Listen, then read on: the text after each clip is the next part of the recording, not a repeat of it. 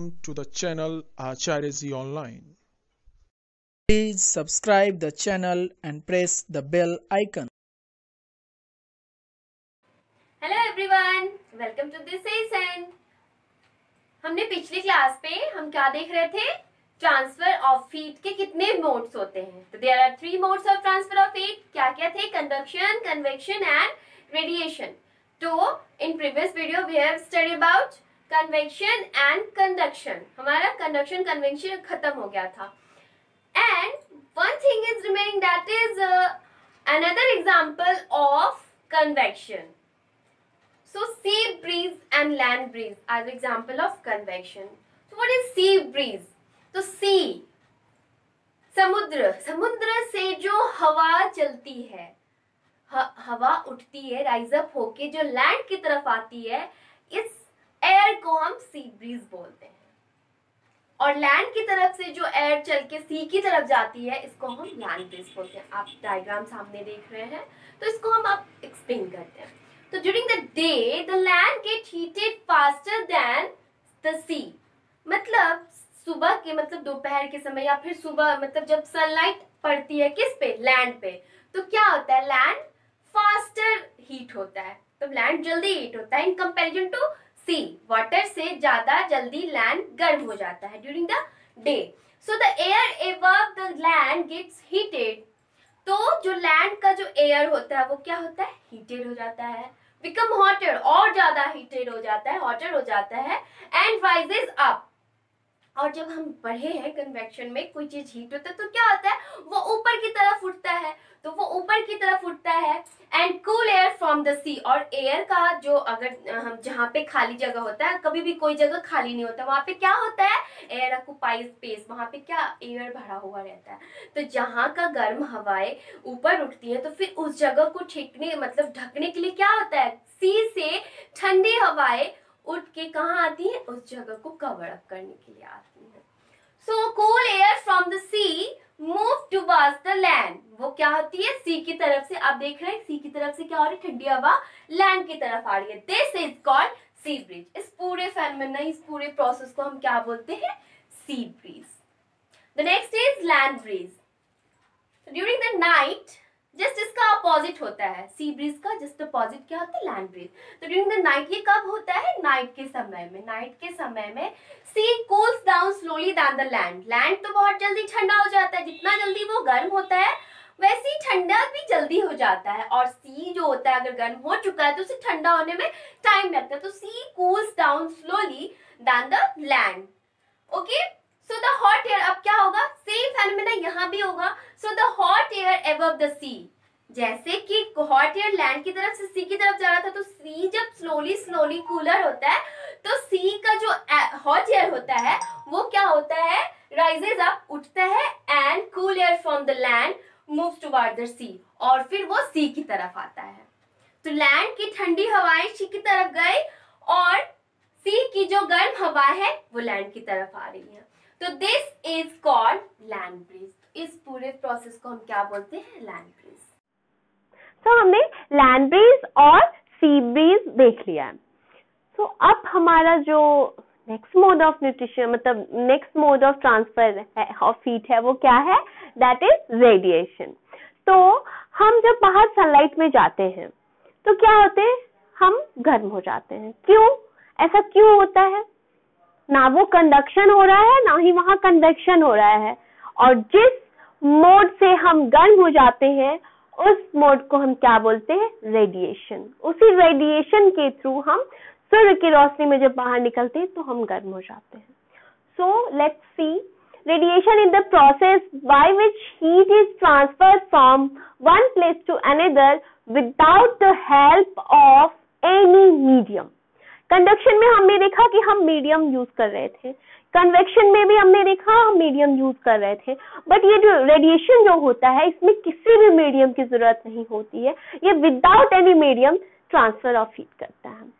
तो that is known as radiation mode of transfer of heat. तो radiation in the process by which heat is transferred from one place to another without the help of any medium. Any medium, किसी भी, हम जब धूप में खड़े होते हैं और सन कितनी दूरी पे है, उसके बीच में क्या होते हैं, सिर्फ एयर, और क्या होता है, कोई मीडियम नहीं होता है, और सन से डायरेक्ट जो लाइट आती है वो हमारी बॉडी को क्या कर देती है, हीट कर देती है। एग्जाम्पल आप डायग्राम देख रहे हैं, वो हम घर को गर्म रखने के लिए क्या करते हैं, अलाव जलाते हैं, जिससे घर हमारा, अगर ठंडी के मौसम में हम हीटर वाले रूम, हीटर रखते हैं अगर रूम में, तो अपने आप क्या होता है, घर थोड़ी देर में गर्म हो जाता है। और ठंड में देखोगे आप, जैसे वो क्या कर रहा है, आग से अपने हाथ को सेक रहा है, मतलब दूर से ही, तो उससे क्या, रेडिएशन से वो अपने हाथ को सेक रहा है। The heat from the sun reaches the earth by radiation. That is the example. Radiation का एग्जाम्पल है कि अर्थ पे जो सन की रेज आती है, मतलब जो रीच पहुंचता है, जिससे कि हमारा बॉडी गर्म हो जाता है, इस प्रोसेस को हम रेडिएशन बोलते हैं। और भी कई सारे एग्जाम्पल्स हैं, आप सामने डायग्राम्स देख सकते हैं। अब क्या है, हीट रेडिएट, मतलब जितने भी हीट बॉडीज है वो रेडिएट करते हैं, वो अपने अंदर से मतलब रेडिएशन करते हैं, यानी सभी जो ऑब्जेक्ट होते हैं उनमें ट्रांसफर ऑफ हीट होता है, सभी ऑब्जेक्ट में होता है। बस इंसुलेटर और कंडक्टर्स हमने पढ़ा, तो कंडक्टर्स क्या होते हैं, जो हीट को अपने से इजीली पास होने देते हैं, और इंसुलेटर अपने से हीट को पास नहीं होने देते हैं।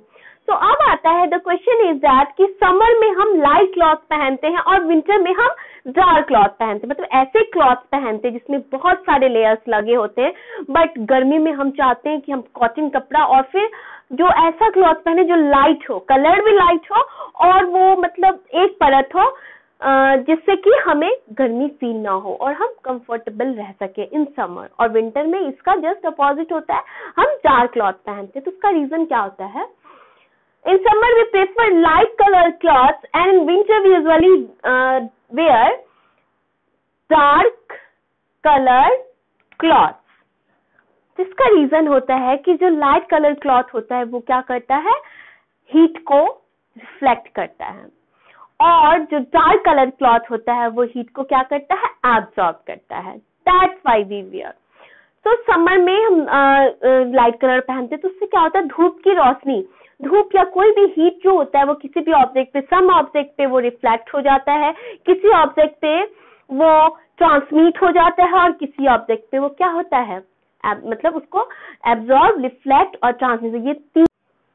तो इसको समझने के लिए हम एक एक्टिविटी कर सकते हैं कि why we wear dark clothes in winter and why we wear light clothes in summer. तो इसके लिए जो एक्सपेरिमेंट होगा वो होगा कि हमें 2 बीकर लेना है, बीकर नहीं है तो हम घर में जो पतीली है वो यूज कर सकते हैं। 2 पतीली लेना, एक पतीली आपका जैसा है वैसे ही रहेगा, और दूसरे पतीली पे ब्लैक कलर का पेंट लगाना है। अगर आपके पास पेंट नहीं हो तो आप पेपर यूज कर सकते हैं, ब्लैक कलर के पेपर से, उसमें ब्लैक कलर के पेपर को हम उसमें स्टिक कर सकते हैं, चिपका सकते हैं। और अगर व्हाइट कलर का पेपर है तो एक पतीली पे हम व्हाइट कलर का भी पेपर चिपका सकते हैं, या फिर उनसे ऐसे भी छोड़ सकते हैं।